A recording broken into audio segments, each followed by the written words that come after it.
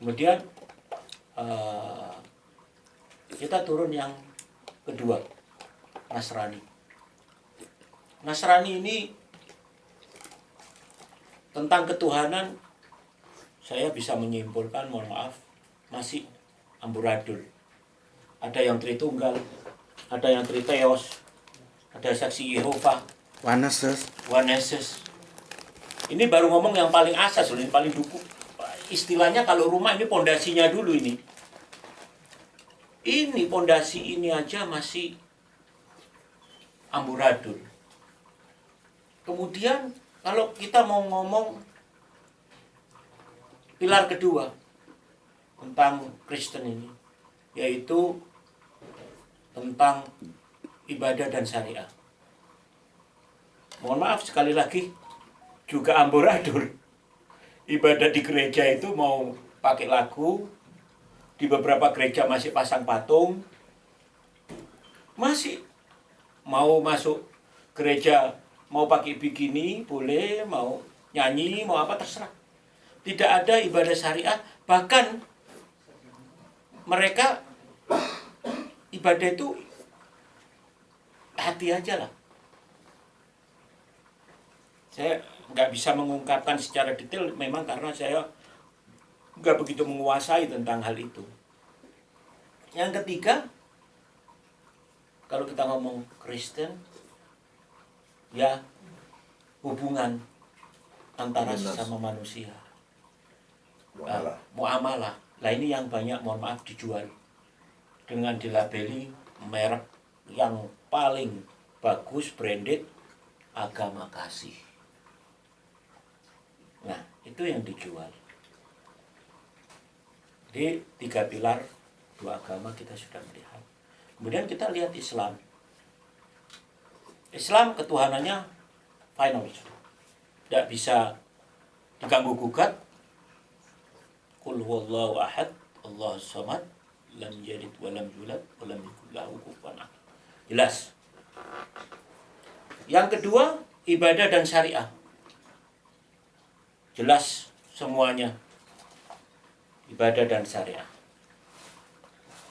Muamalah, hubungan dengan manusia, sangat jelas.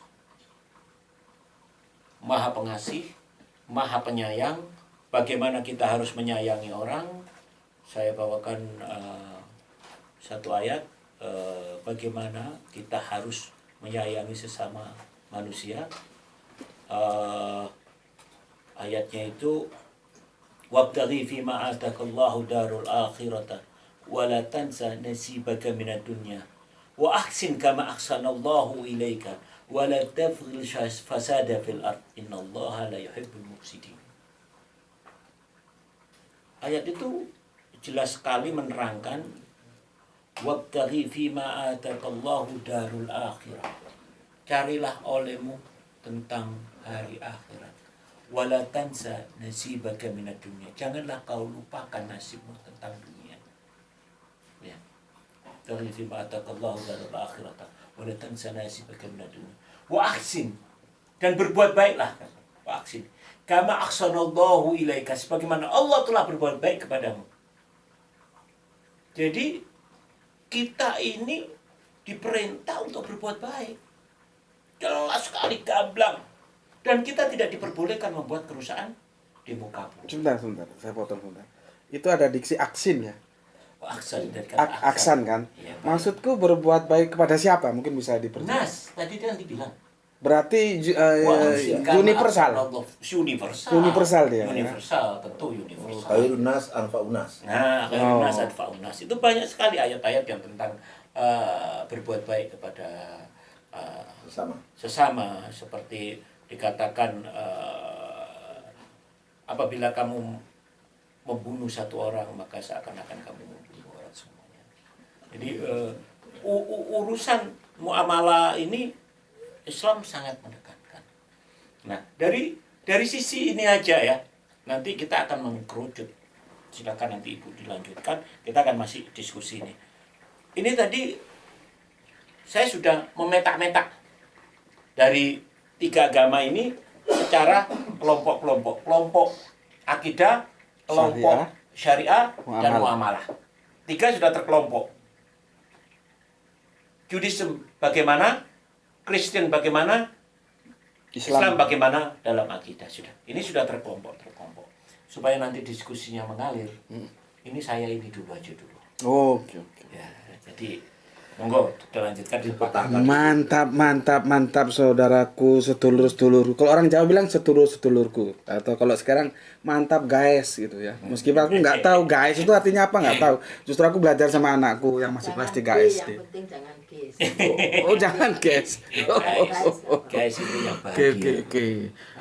Sangat mantap sekali penjelasan dari narasumber kita yang kedua, yaitu Cak Ahmad ya. Aku manggilnya Cak Ahmad, yang beliaunya dengan rendah hati nggak mau disebut pakar. Mesti ngomong sama aku, jangan Gus, jangan ditulis gitu. Padahal bagi aku sih beliau ya pakar. Ya memang beliau menguasai khususnya dalam bidang bahasa itu, referensinya sangat bagus ya gitu.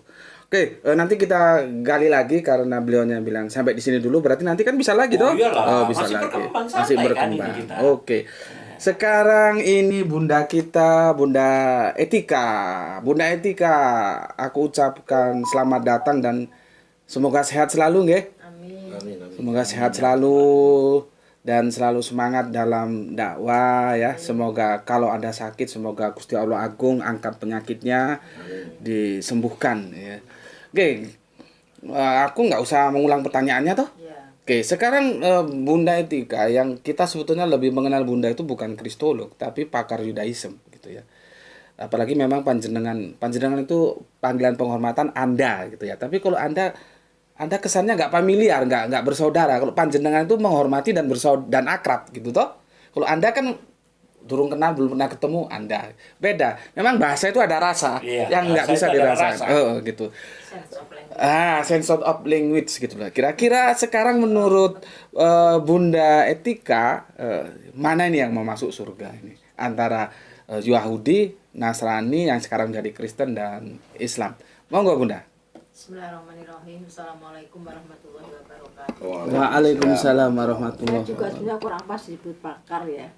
Cuma saya belajar lebih dulu gitu aja. Jadi sehingga saya tahu lebih dulu daripada yang lain gitu aja. Kalau kita bicara siapa yang masuk surga dalam perspektif siapa ya? Kalau dalam perspektif Islam ya, saya sebagai orang Islam ya Islam. Saya akan gini, sebetulnya surga atau neraka, yang pertama itu kan sebetulnya karena di dunia ini keadilan tidak sempurna ya kan. Bagaimana dengan Hitler yang membunuh 7 juta orang, misalnya bagaimana dengan Westerling yang membunuh 40.000 orang dan tidak terjamah hukum, bagaimana dengan koruptor yang tidak terjamah hukum, ini kan nantinya harus bertanggung jawab di sana kan gitu, salah satunya. Kemudian dalam teks Judaism, Tanakh itu kan tidak spesifik, jadi tidak spesifik menggambarkan surga neraka. Dan tidak jelas, hanya satu kata, 2 kata, tapi tidak spesifik. Dalam Kristen juga disebutkan tentang surga, ada di Matius penggambaran begini, Matius 5:28-29 misalnya, jika engkau menginginkan saudara perempuan dan melihat perempuan dan kamu menginginkannya, maka cungkilah matamu daripada seluruh tubuhmu masuk neraka. Jadi neraka sesuatu yang benar-benar tidak diinginkan siapapun. Tapi kitab suci yang menggambarkan surga dan neraka secara jelas itu Al-Quran. Ada berapa neraka, sebelumnya Sakor, neraka Jahanam dan sebagainya. Ada berapa surga itu secara jelas digambarkan dalam Al-Quran. Ya. Benar-benar ini loh, apa yang kamu berbuat di dunia ini nanti akan berimbas kepada di mana kamu akan tinggal. Ya, kemudian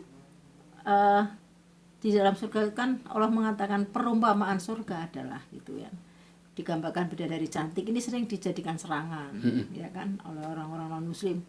Oh, Islam ini kok yang dipikir seks terus misalnya gitu kan, padahal itu saya perumpamaan. Dan memang kecintaan laki-laki kan pada wanita kan. Iya kan, betul. Sudah bukan rahasia umum lagi. Kalau lihat wanita pasti wah, yang saya lihat wanita cantik aja saya suka, apalagi laki-laki kan. Tapi tidak berlaku dengan LGBT. Ya, kecuali LGBT ya. Nah, dalam konsep Judaisme yang saya dengar dari Rabi waktu saya ikut kajian itu olam haba ya, jadi kehidupan setelah meninggal. Ya. Mereka menyebutkan dengan olam haba itu tidak spesifik seperti juga dalam Quran, tapi ada yang namanya Eden dan Gehinom. Gehinom ini adalah neraka, kemudian Taman Eden ini surga. Nah, menurut Rabi sebetulnya yang masuk surga itu nggak harus orang Judaism, orang non Yahudi yang perbuatannya baik juga masuk surga. Ulangi. Orang yang masuk surga hanya gak hanya orang Yahudi, tapi orang lain yang perbuatannya baik itu pun juga bisa masuk surga. Walaupun non Yahudi. Itu dalilnya. Tetapi gini dengan catatan ya. Kalau dia dosanya sedikit, dia akan dicuci di Gehinom dulu, dicuci sebelum masuk Taman Eden. Tapi kalau memang dosanya banyak, melanggar hukum Taurat yang banyak, ya dia akan selamanya di Gehinom ini kan. Kan dalam hukum Yahudi kan memang dikenal adalah jangan ada Allah lain di depanku. Itu berarti kesalahan terberat. Kenapa itu kesalahan terberat? Jangan ada Allah lain. Kalau Rabi mengibaratkan begini, Gus Betik punya istri kan. Nah, kalau istrinya misalnya nggak lupa masakkan, terus pulang-pulang belum bersih-bersih kan marah. Tapi tidak semarah kalau istrinya punya selingkuhan. Betul. Nggak ada ampun lah. Nggak ada ampun. Sama Tuhan juga tidak ada ampun kalau kamu ada Tuhan selain saya gitu. Menyelingkuhi itu tadi ya. Nah, itulah dosa yang paling besar. Oke, ini Sama dengan ini menarik nih, sebentar. Ini menarik ini, mulai panas ini mesin dieselnya. Sekarang aku simpulkan, nanti simpulan sementara maksudnya. Kalau salah panjenengan luruskan ya. Berarti dalam pandangan Yahudi ya, dosa syirik itu jawabnya iya atau enggak gitu aja ya. Ya syirik itu dosa yang tidak punya kans untuk diampuni. Kansnya kecil, maksudnya ada pernah syirik diampuni, tapi ada sih ayatnya ya. Saya pokoknya gini, dalam teks Yahudi gini, seberat apapun di Yesaya 1:20 dan seterusnya, seberat apapun dosamu walaupun semerah kirmizi akan menjadi putih seperti salju. Asal kamu mau membasuh tanganmu, bukan tangannya dibasuh, tapi basuhlah tanganmu, lepaskan dari dosa-dosa. Tetapi itu kesalahan yang memang berat itu adalah tadi seperti orang selingkuh itu loh kata Rabi, itu berat sekali. Nah, itu kesalahan besar. Tetapi mungkin beda dengan Islam. Dalam Islam ya syirik. Karena Rabi juga menyinggung masalah syirik waktu itu. Seperti dalam Islam syirik itu juga dosa besar. Bahkan tidak diampuni ya. Inna syirka la dzulmun adzim. Inna syirka la dzulmun adzim. Termasuk isman. Enggak gini Bunda. Besar. Gini Bunda. Coba aku gampangkan pertanyaannya. Maksudnya bisa nggak diampuni syirik gitu dalam konteks Yudaisme kan? Iya. Orang yang syirik itu punya kans nggak masuk Gehenom tadi itu? Surga. Kalau Gehenom pasti neraka. Oh sorry salah ngomong Eden. Masuk Eden. Dia syirik loh. Ya karena gini, dalam konteks Yudaisme kan tidak seperti Islam nih, tergantung timbangan amal baiknya, itu kan. Kan nggak ada hukum secara jelas kalau dalam Quran akan ditimbang amal baiknya, mana yang lebih baik dia akan masuk surga dan yang lebih sedikit timbangan baiknya dia masuk neraka. Kalau keterangan di Talmud pun ada sekilas, kalau nggak salah di Talmud ya, karena saya belum sempat buka juga, itu catatan lama saya, itu semua yang orang yang pernah berbuat dosa itu akan masuk Gehinom, toh 2 tahun nanti dicuci masuk surga lagi. Tapi kalau dosanya besar mungkin akan lamanya di Gehinom akan jauh lebih lama gitu. Enggak, pertanyaan saya begini, orang yang syirik itu punya kans masuk Eden enggak? Kalau saya bantu sedikit, ya. Tadi beliau mengatakan bahwa tadi suci bersih Ya dan sebesar sebagainya. apapun dosamu, walaupun semerah kirmisi akan putih menjadi salju. Buat saya dengan nas itu menunjukkan bahwa ada kemungkinan masuk surga dengan catatan dicuci. Nah, kalau Meninggalkan. Kalau di dalam itu. konteks Islam, ketika syirik dibawa mati, no, Ya. excuse. Tapi kalau syirik itu ditobati sebelum ajal, Meninggal, ya. maka ada excuse. Justru itu yang mau saya tanyakan sebetulnya. Jadi kan gini, di perjanjian lama kan bagus itu, aku senang itu. walaupun dosamu merah seperti kirmisi Kirmisi. akan menjadi putih seperti salju. Kan begitu kan? Nah, Merah pertanyaan seperti kesumba akan menjadi putih, putih seperti salju ya. apa satunya lagi. Maksudnya kan begini. Itu dosa yang mana? Semua dosa karena waktu itu Berarti mereka- syirik juga? Iya. Dia nggak bertobat? Enggak. Kalau mau bertobat, Enggak, dia nggak bertobat. kalau nggak bertobat sampai mati, Iya. ya kan memang nggak bisa karena syaratnya basuhlah tanganmu. Jadi ada hukuman. Kalau di tanah di Torah itu lebih ke hukumannya saat itu gitu, dia mati, dia apa kan? Kan begini, berarti basuh tangan itu kan bisa kita simpulkan tobat kan? Tobat, Iya, betul. tobat. Betul. Berarti kalau syirik tobat Ya bisa. bisa. Sekarang Sekarang apapun dosamu. ya sekarang pahalanya banyak lah. Tapi dia syirik dan nggak tobat, gimana? Kalau nggak tobat ya nggak dibasuh tanganmu, ya saya kira nggak bisa karena asal kamu membasuh tanganmu ya Tuhan mengampuni. Syaratnya basuh tangan. Basuh tangan. Tapi tidak secara spesifik, pokoknya basuhlah tanganmu. Santunilah janda-janda gitu kan. Yang cantik. Enggak. Enggak. Ini kan enggak terlalu serius. Iya. Tapi Bunda Iti tetap cantik loh. Bunda Iti tetap Oh iya, cantik. 30 tahun yang lalu. Enggak, sekarang tetap cantik kok. Karena kecantikannya itu bersifat rohani gitu loh. Enggak jasmani gitu. Surat rohani gitu. Gini Bunda, aku ulangi lagi. Maksudku begini. Saya itu langganan Bible. Saya ini kan langganan situs-situs Judaism, juga situs-situs Kristen. Saya tuh selalu belajar dari sumber asli. Saya nggak mau belajar Kristen dari orang Islam misalnya. Dari second information enggak? Iya. Dan- Misalnya belajar Judaism dari Kristen juga enggak, belajar Islam dari. Jadi kalau saya belajar Kristen ya dari sumber Kristen, kalau belajar Judaism dari sumber Judaism. Dan saya lebih suka yang ortodoks.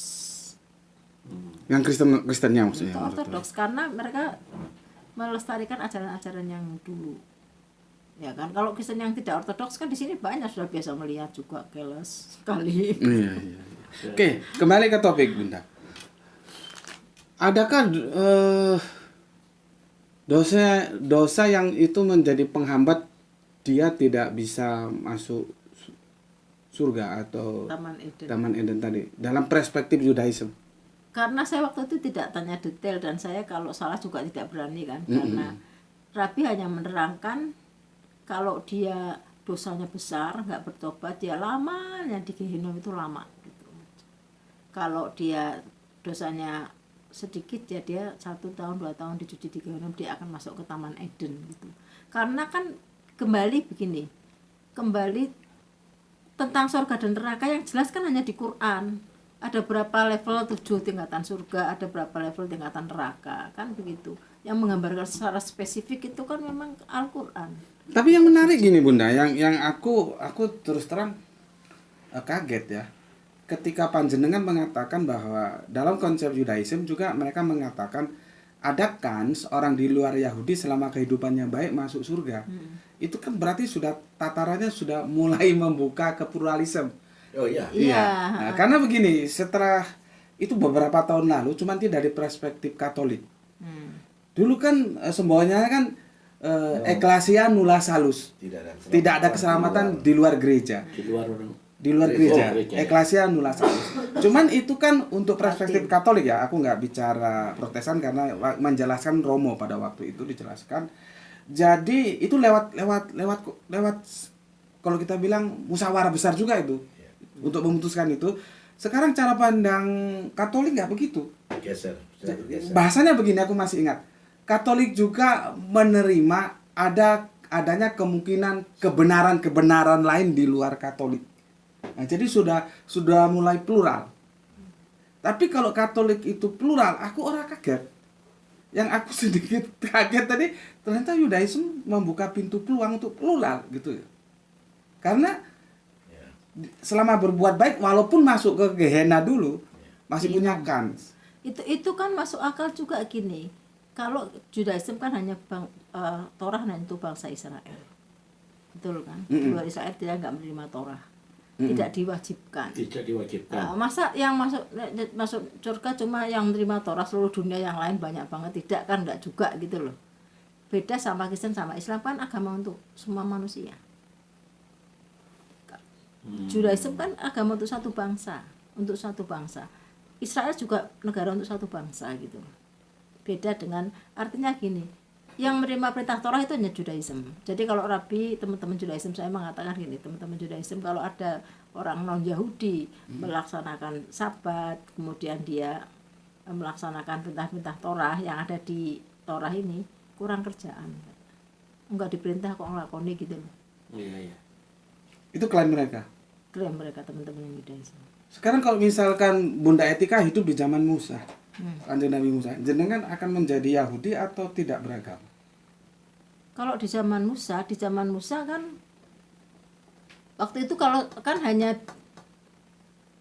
gini, kalau orang Yahudi mengenal adanya Noahide, benih Noah. Jadi gini, orang di luar Yahudi itu boleh mengikuti ajaran Yahudi, tetapi dia disebut dengan Noahide, benih Noah, Bani Nuh. Di luar Israel itu namanya Bani Nuh, tapi dia tidak mengikuti semua 613 mitzvot, hanya mengikuti 7 hukum Nuh. Tidak boleh membunuh, tidak boleh berzina gitu-gitu. Jadi jadi dia followers gini loh, Gus Metik. Orang Judaism ini the chosen. Mereka adalah bangsa pilihan, mereka adalah terang bangsa. Jadi gini, kalau harus berbaris membawa obor ini orang-orang Yahudi, kita bangsa lain itu follower gitu, mengikuti di belakangnya. Mereka lah yang menjadi the chosen.